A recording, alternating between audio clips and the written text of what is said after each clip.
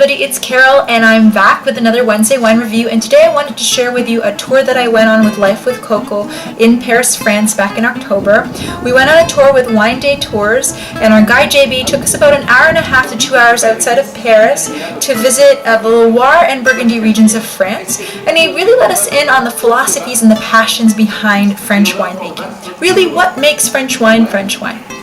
One of the first things that we learned is that in France they're less concerned about wine varietals or grape varietals. They don't care so much if something's a Cabernet Sauvignon, and nobody really says, oh, I prefer Pinot Noirs or I prefer Pinot Gris. That all goes out the window because they're more concerned about where the grapes are actually being grown. So for example, I picked up a Pouilly-Fumé from a vineyard called Domaine des Robichaux, and Pouilly-Fumé is not a wine varietal or grape varietal, it's actually a wine region. And in order for this particular vineyard to be able to say Pouilly-Fumé on their label, their vines actually have to grow in Pouilly-Fumé. They have to be able to absorb the minerals that are part of the Pouilly-Fumé soil, and what those winemakers believe really is what makes a Pouilly-Fumé taste the way it does. So that was a really interesting take on winemaking, very different from how wine is described here, especially in America, I guess. So that was really cool. Another thing that I picked up while I was there is a wine from Sancerre.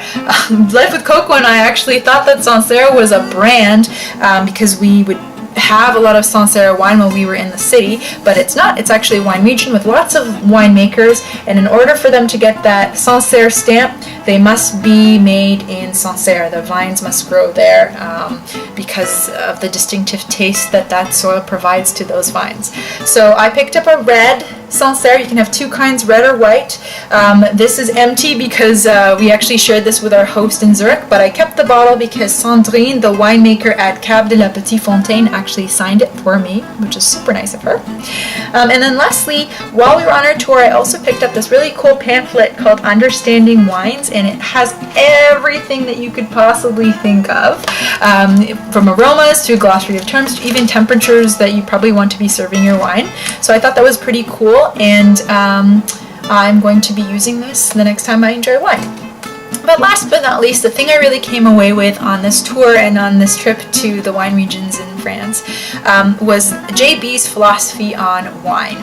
For him, he doesn't care about how wine tastes. It's not about how wine tastes. It's really about how wine makes you feel. And if a glass of wine makes you feel great, then you're drinking a really great glass of wine. Hope you're having a wonderful glass of wine wherever you may be. Cheers, salute, have a wonderful wine Wednesday. Bye-bye.